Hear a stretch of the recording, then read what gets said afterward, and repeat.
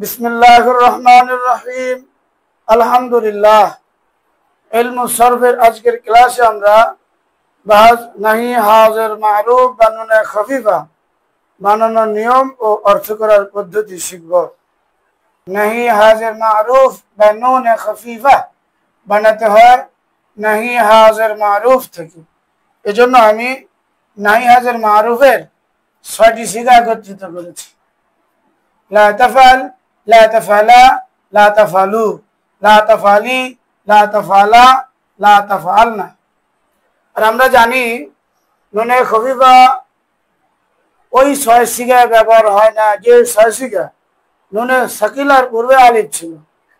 ৪টা তাসনিয়া আর ২টা জামু মুআন্নাস গায়েব আছে। হাজরের সিগা থেকে ৩টা বাদ যায়, গায়েবের সিগা থেকে ৩টি বাদ যায়। এগুলো মোট ৬ সিগা বাদ যায়। এখানে এটাও তাসনিয়া, এটাও তাসনিয়া, বাদ যাবে। এরপরে জামু মুআন্নাস গায়েব হাজির বাদ যায়, এটা হলো জামু মুআন্নাস হাজির, এটাও বাদ যাবে। বাকি থাকলো ৩ সিগা, লা তাফআল, লা তাফআলু, লা তাফআলি, ওয়াহিদ মুযাক্কার হাজির, জামু মুযাক্কার হাজির, ওয়াহিদ মুআন্নাস হাজির। এখন আমাদের কাজ হলো নুনে খফিফা অর্থাৎ সাকিন যুক্ত নুন যুক্ত করা। নুনে খফিফা তার শর্ত অনুযায়ী যুক্ত হবে। এই সিগায় নুনে খফিফার পূর্বে জবর হবে, লা তাফআলান।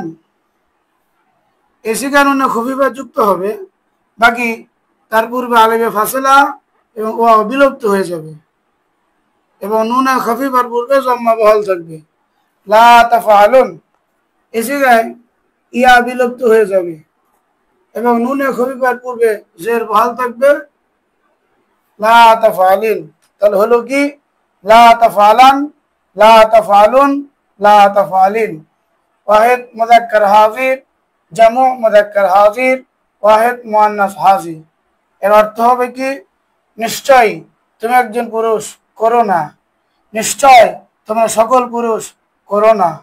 নিশ্চয় তুমি একজন মহিলা, করো না। আল্লাহ তাআলা আমাদের জন্য সহজ করুন।